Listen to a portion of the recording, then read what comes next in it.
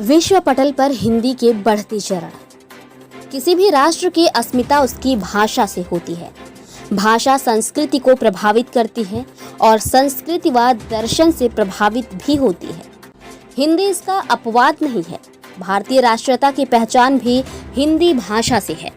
ऐतिहासिक दृष्टि से हिंदी भाषा का स्रोत वैदिक साहित्य, संस्कृत साहित्य, पाली, प्राकृत और अपभ्रंश भाषाएं हैं। राजनीतिक कारणों से हिंदी भाषा में अरबी, फारसी की धाराएं भी एकाकार हो गई हैं।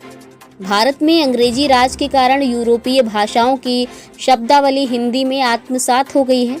भारतीय स्वतंत्रता संग्राम में हिंदी की लोकप्रियता और भूमिका महत्वपूर्ण रही।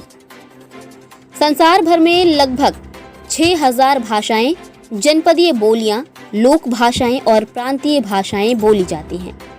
उनमें हिंदी से हिंदुई, हिंदवी, रेख्ता, उर्दू, हिंदुस्तानी, दक्षिणी, खड़ी बोली और इंग्लिश तक बदलते स्वरूपों में हिंदी अनेक उतार चढ़ाव झेलती हुई उत्तरोत्तर विकसित हुई।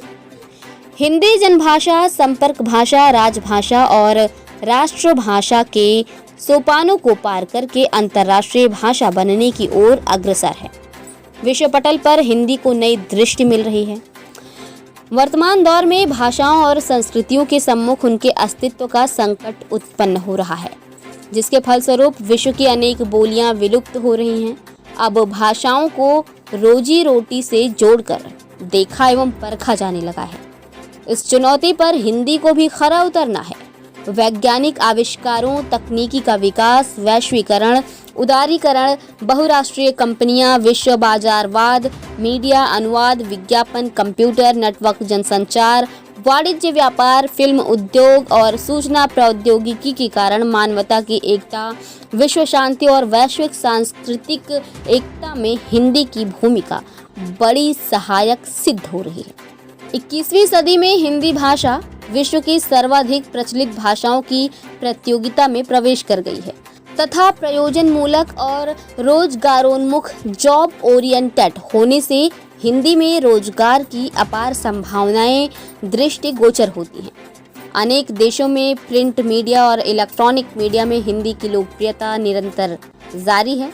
सोशल मीडिया में हिंदी की भूमिका बड़ी तेजी से बढ़ रही है। इसी उपयोगिता के कारण हिंदी के क्षेत्र में निरंतर वृद्धि हो रही है।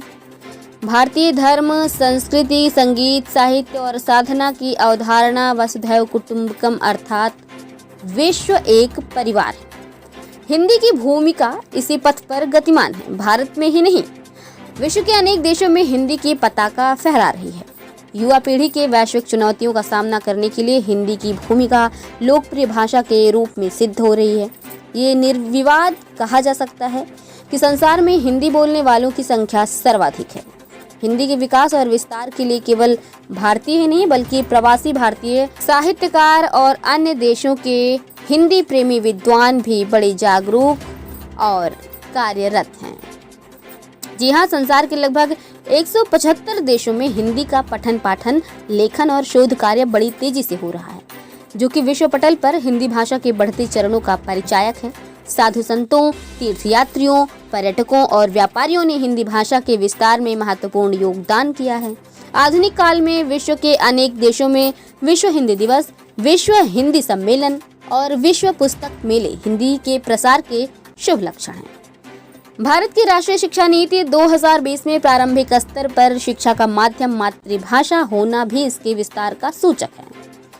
इस तथ्य की पुष्टि अनेक शिक्षाविदों, महर्षि दयानंद सरस्वती, रविंद्रनाथ ठाकुर, पंडित मदन मोहन मालवीय, स्वामी विवेकानंद जी, डॉक्टर सर्वपल्ली राधाकृष्णन, गणेश शंकर विद्यार्थी, पंडित दीनदयाल उपाध्याय, स्वामी ब्रह्मानंद सरस्वती, दत्तोपंत ठेंगड़ी ने की है। हिंदी के वैश्विक स्वरूप को देखकर विदेशी साहित्यकारों में रूस के प्रमुख साहित्यकार एवं श्री रामचरितमानस के पद्यानुवाद करने वाले सर्वोच्च सम्मान ऑर्डर ऑफ लेनिन प्राप्त वाराणिकों की मान्यता अनुसार जो लोग हिंदी को कठिन मानते हैं वे हिंदी से परिचित ही नहीं हैं।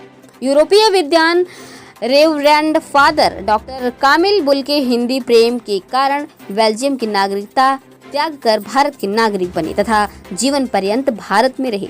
यही हिंदी का वैश्विक प्रभाव है। वस्तुतः हिंदी का विस्तार अपनी आंतरिक शक्ति, गुणवत्ता, सरलता एवं लोकप्रियता से विश्व पटल पर हो रहा है।